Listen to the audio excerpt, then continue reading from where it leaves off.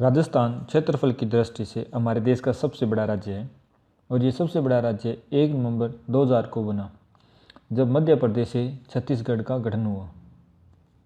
इससे पहले मध्य प्रदेश भारत का सबसे बड़ा राज्य था।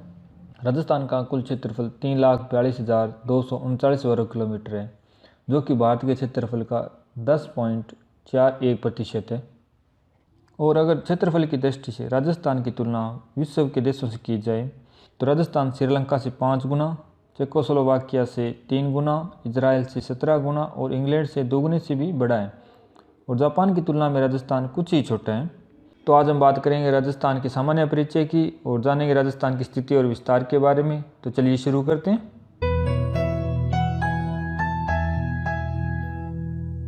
6वीं शताब्दी के बाद जो राजस्थानी भूभाग है उस पर राजपूत राज्यों की प्रधानता हो गई।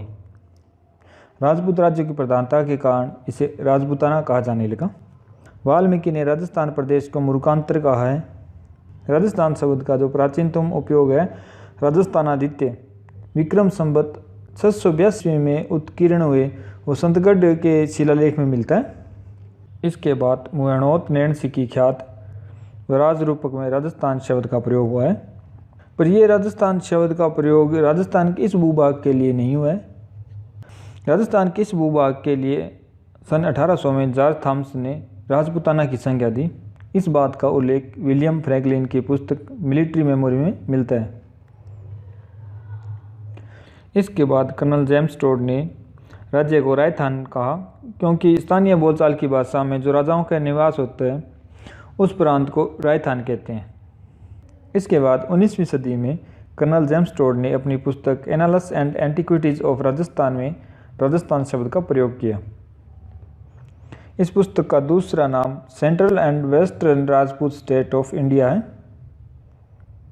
इस पुस्तक का पहली बार हिंदी में अनुवाद राजस्थान के प्रसिद्ध इतिहासकार गौरीशंकर हीराचंद ओझा ने किया।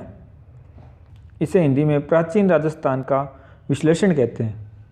कर्नल जेम्स टोड 1818 से लेकर 1821 तक मेवाड़ के पॉलिटिकल एजेंट थे। उन्होंने अपने घोड़े पर बैठकर घूम घूम कर इतिहास लिखा, इसलिए इन्हें घोड़े वाला बाबा भी कहा जाता है। अब बात करें अगर राजस्थान के गठन के बारे में तो 30 मार्च 1949 को 4 बड़ी रियासतों जयपुर, जोधपुर, जैसलमेर और बीकानेर के विलय के बाद वृहत राजस्थान का गठन हुआ। तभी से 30 मार्च को राजस्थान दिवस के रूप में मनाया जाता है। इसके बाद 26 जनवरी 1950 को भारत के गणतंत्र होने पर विधिवत रूप से इस प्रदेश का नाम राजस्थान स्वीकार किया गया। राज्य के पहले राज प्रमुख जयपुर के महाराजा सवाई मानसिंह थे और पहले प्रधानमंत्री और मुख्यमंत्री श्री हीरालाल शास्त्री बने। 1952 में हुए आम चुनावों के बाद प्रथम निर्वाचित मुख्यमंत्री टीकाराम पालीवाल बने। इसके बाद 1 नवंबर 1956 को राज्य पुनर्गठन के बाद राज प्रमुख के पद को समाप्त कर दिया गया और राज्यपाल का पद सृजित किया गया। सरदार गुरुमुख निहाल सिंह राज्य के पहले राज्यपाल बने। उनके समय में मुख्यमंत्री श्री मोहनलाल सुखाड़िया थे। और 2011 की जनगणना के अनुसार राजस्थान की कुल जनसंख्या 6,85,48,437 थी, जो कि भारत की कुल जनसंख्या का 5.67% है। तो अब बात करते हैं राजस्थान की स्थिति और विस्तार के बारे में। राजस्थान की स्थिति और विस्तार के बारे में जानने से पहले हम बात करते हैं विश्व के बारे में। विश्व में किसी भी स्थान का पता करने के लिए कुछ काल्पनिक रेखाएं मानी गई हैं। ये रेखाएं पृथ्वी पर पश्चिम से पूर्व और उत्तर से दक्षिण खींची गई हैं। ये रेखाएं बिल्कुल काल्पनिक हैं। जो रेखाएं उत्तर से दक्षिण खींची गई हैं उन्हें देशांतर कहते हैं, और जो रेखाएं पूर्व से पश्चिम खींची गई हैं उन्हें अक्षांश कहते हैं। इन रेखाओं को डिग्री में मापा जाता है, जैसे 1 डिग्री, 2 डिग्री, इसी प्रकार। और प्रत्येक डिग्री के बीच में 60 मिनट का अंतराल होता है। जो 0 डिग्री अक्षांश रेखा है, जो कि धरती को 2 भागों में उत्तरी गोलार्ध और दक्षिणी गोलार्ध में विभाजित करती है, इसे भूमध्य रेखा कहा जाता है।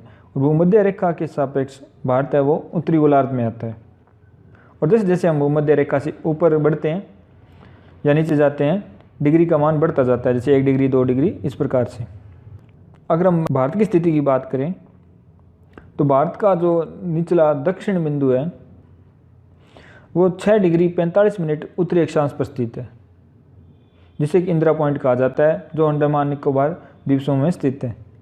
अगर भारत के मुख्य भूमि के दक्षिणी बिंदु की बात करें तो वो कन्याकुमारी है, जो कि तमिलनाडु में पड़ता है। यहाँ से 8 डिग्री 4 मिनट उत्तरी अक्षांश रेखा गुजरती है।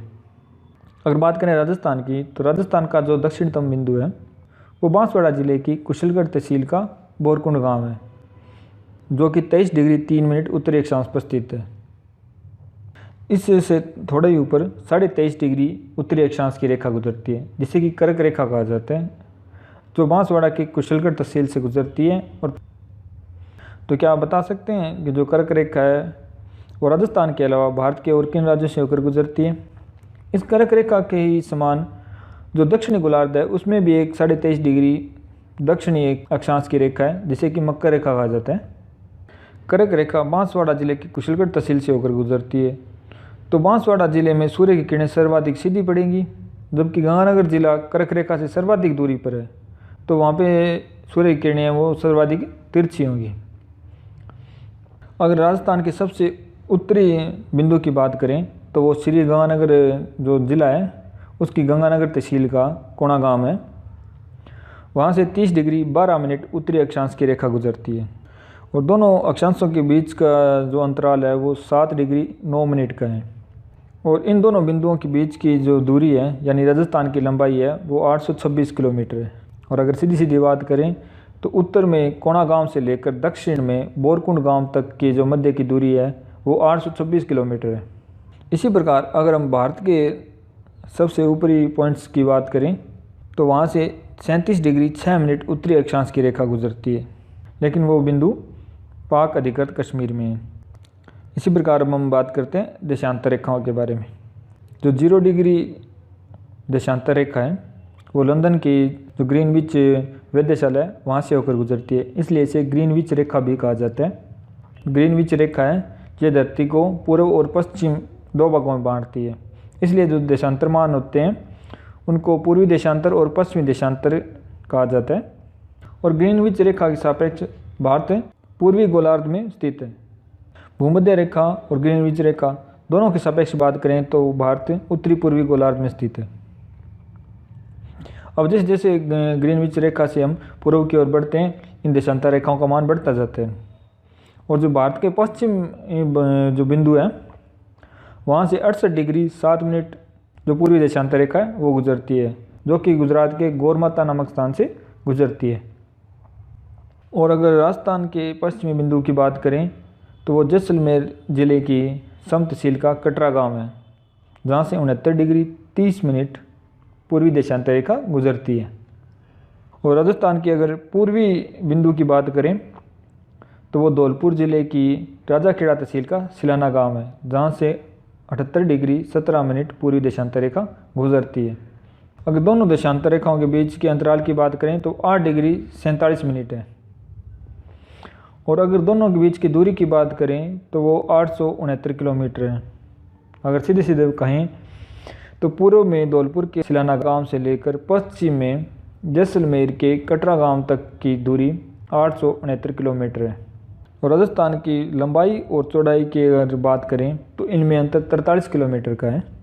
इसी प्रकार जो धौलपुर का सिलाना गांव है वो राजस्थान के सबसे पूर्व में है, अर्थात सूर्योदय सबसे पहले यहीं पे होगा। और जैसलमेर का जो कटरा गांव है वो राजस्थान के सबसे पश्चिम में है, तो सबसे बाद में सूर्योदय वहीं पे होगा। और देशांतर रेखाओं के अनुसार ही प्रत्येक देश का मानक समय तय होता है। तो क्या आप बता सकते हैं भारत का मानक समय कौन सी रेखा के अनुरूप तय किया गया है, और यह रेखा भारत के किन राज्यों से होकर गुजरती है? और अगर भारत के पूर्वी बिंदु की बात करें तो यह अरुणाचल प्रदेश का किबिथु नामक स्थान है, जहाँ से 97 डिग्री 25 मिनट पूर्वी देशांतर रेखा गुजरती है। तो ये थी राजस्थान की स्थिति और विस्तार। और अंत में बात करते हैं राजस्थान की आकृति के बारे में। राजस्थान की आकृति विषम कोण या चतुर्भुज आकार की या पतंग के समान है। अभी के लिए इस वीडियो में बस इतना ही। आपको हमारा ये वीडियो कैसा लगा, अपने सवाल और सुझाव कमेंट ज़रूर करिएगा। और अभी तक अगर आपने हमारी वीडियो को लाइक और शेयर नहीं किया है तो प्लीज़ लाइक भी कर दीजिए और शेयर भी। और अभी तक अगर आपने हमारे चैनल को सब्सक्राइब नहीं किया है तो please subscribe our channel. Thank you.